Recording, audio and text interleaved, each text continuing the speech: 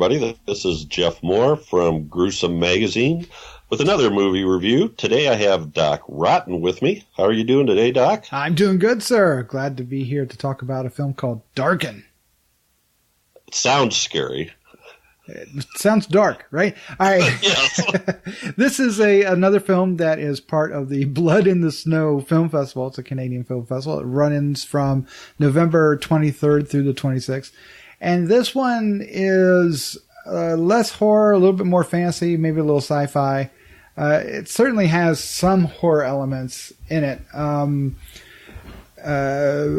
in the deaths and the final act. But in the most part, it is I would say more like a fantasy film. It's kind of strange. It's really ambitious in what it's doing. The story is really, it's really out there. It starts off in this world that is totally enclosed. In other words, they're trapped in this large building that is just room after room after room after room after room after room after room, and there's no windows and no doors. There's no way out. And if the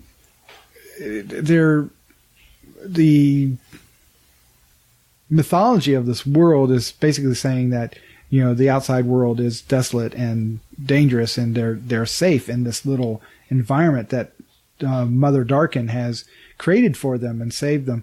And if they were to go out the doors, they would end up, dying. The film starts with them exiling one of these individuals that is confronting the current ruler of the world. This world, to make things overly complicated, this woman named Clarity, because Mother Darken, who created the world, is missing, and Clarity is running the show until she returns, and everybody's kind of praying for Mother Darken to return. But this one lady is exiled because she's running up against her, and when she goes out, she ends up in our world as she goes out the door. And one of the ladies there, Eve, is saying, "Hey, what's going on?" And she ends up stepping back through the door to find help for her, because when she comes out, she's been wounded. And when she goes back into the door, of course, she gets trapped in this world. And now we get to see this world through Eve, who is basically, our eyes as we go from room to room to room and start, introducing to more and more people, and the whole mystery of the environment, and this world starts to unfold. And in that way, that's basically what this story is getting to what happened to Mother Darken. Why are these people trapped here, and how can Eve save them all?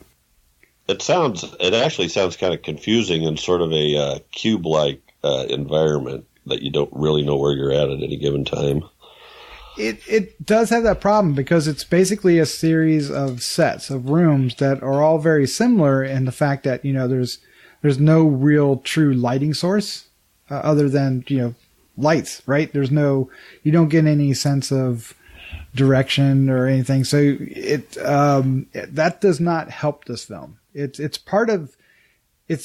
integral, unfortunately, to the film as well, but it also confines the film, which is interesting. That choice ended up, I think, kind of biting them in the butt a little bit. It is very ambitious. Like I said, I think the reach out performs the grasp. It doesn't quite. It really wants to be far more than they're able to make it. The cast is fairly decent and strong for the most part. Some of the characters come in and are up to snuff, but the main ones definitely sell the story.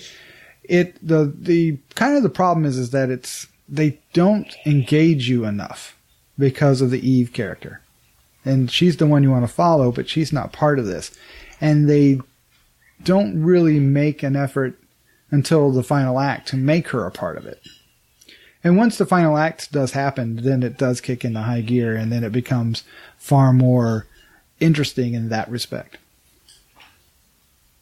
Okay. It actually sounds interesting to me. I like my sci-fi WTF thrillers. So what is could you give us your favorite scene and a score? for this film from 1 to 5? Yeah, my favorite scene is going to be when she finally encounters this one gentleman with a goatee and glasses. I don't even know if I really caught his name because he's unfortunately, a lot of these characters get introduced as the story goes along. It feels episodic without being allowed to be episodic. It probably would make a great television show, more so than it does the movie that it is. But when they introduce this character, it also introduces a very critical plot point, and it's very fascinating what's happening here. And the guy is really good in his role, and of course he's encountering Eve, our heroine, as she's going through, and she's also very strong. So it's really engaging and really interesting, and kind of starts tying everything together. And it also dives us into the third act, which is the best part of the film. So that's my favorite scene. There's a big part that I'm not telling you that's happening in that favorite scene, because if I did, it would give a lot away. So I don't want to do that. I would give this film a 2.75 with the recommendation that it get converted to a TV show. Interesting. Okay.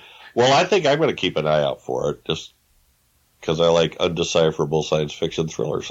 It works in that respect. It does. It does. All right. Well, thanks for another good review, Doc, and say good night. Good night.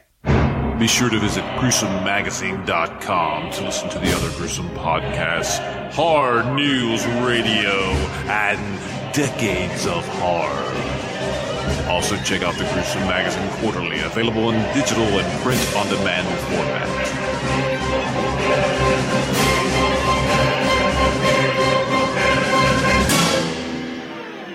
Gruesome Magazine.